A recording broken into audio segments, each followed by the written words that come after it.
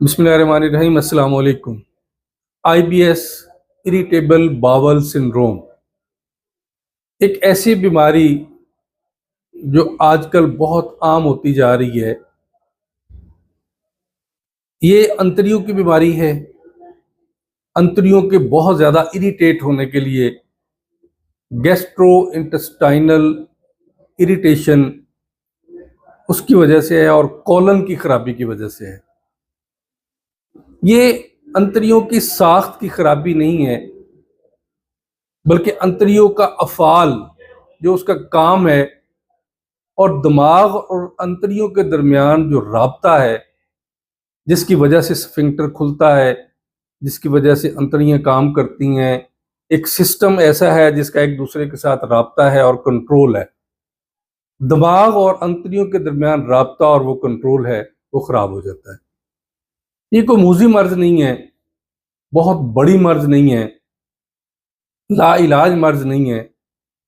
लेकिन याद रखें कि जिन लोगों को है वो ये जानते हैं कि वो उनकी ज़िंदगी, उनकी पर्सनैलिटी को तबाह करके रख देती है। क्योंकि आप ज़रा सी कोई चीज़ खाते हैं, ज़रा सी खुराक में बेहतियाती होती है। आप कहीं मेहमान गए हुए हैं, किसी ऑफिस में गए हुए हैं, कहीं मुल्क से बाहर गए हुए हैं, किसी दूसरे शहर गए हुए हैं, तो यकीनन आपको वो घर वाली सहूलतें नहीं होती।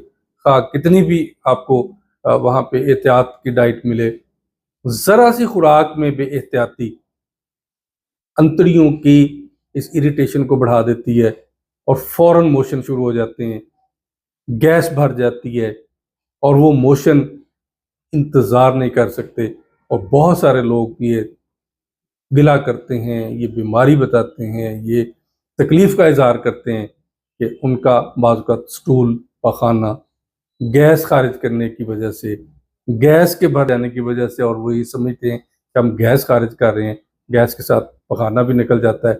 और बाज़-औक़ात पूरे का पूरा पखाना जो है ना, वो इरिटेशन की वजह से जब प्रॉपर बाथरूम नहीं इंसान पहुंच सकता तो पखाना निकल जाता है। ये है वो पर्सनैलिटी डिसऑर्डर जो आईबीएस के अक्सर लोगों में होता है। इलामात क्या हैं? एक तो ये है कि दस्त लग जाते हैं, मोशन लग जाते हैं, बाज़ लोगों में कॉन्स्टिपेशन हो जाती है, और कॉन्स्टिपेशन इस हवाले से हो जाती है कि फिर मोशन आना बहुत मुश्किल होता है। पेट में गैस भर जाती है, मोशन में, पखाना में रेशा आना शुरू हो जाता है। और बाज़ औक़ात कुछ लोगों को ये दोनों चीज़ें अल्टरनेट हो जाती हैं कि पखाना भी, मोशन भी लग जाते हैं और कब्ज़ भी हो जाती है।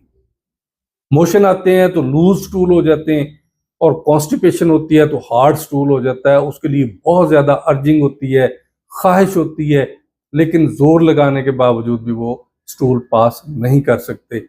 ये हैं वो इलामात जिनकी वजह से इंसान बहुत ज़्यादा तकलीफ में होता है।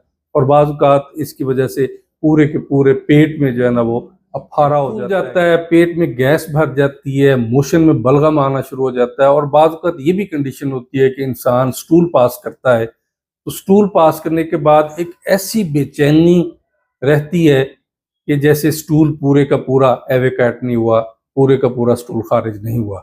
इस वजह से ज़हनी तौर पर टेंशन रहती है, एक इरिटेशन की कैफियत रहती है, और ये वो पर्सनैलिटी प्रोफाइल सारे का सारा आपका तबाह हो जाता है, जिसकी वजह से हर वक़्त एक दिमाग में एक चीज़ रहती है और चेहरे के तासरात बताते हैं कि इस इंसान को कोई प्रॉब्लम है।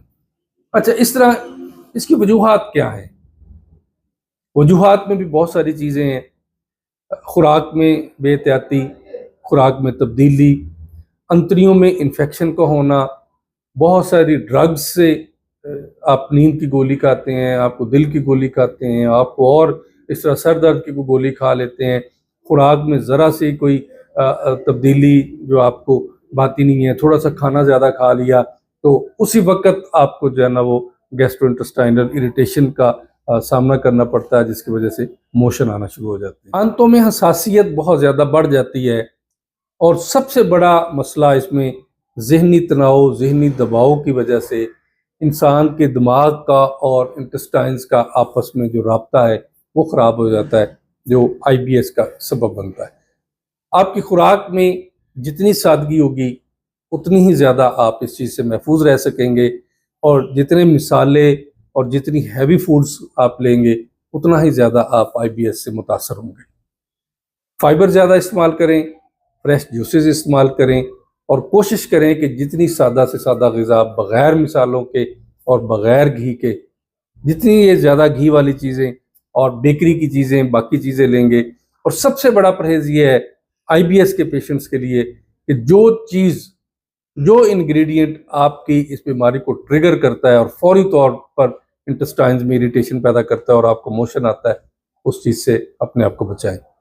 होम्योपैथी में बहुत अच्छा इसका इलाज है और हमारे पास बहुत सारे ऐसे लोग ठीक हो चुके हैं। अगर आप या आपका कोई ख़ानदान का इंसान, कोई दोस्त इस बीमारी में मुब्तला है, आप सहर होम्यो क्लिनिक पर आ सकते हैं।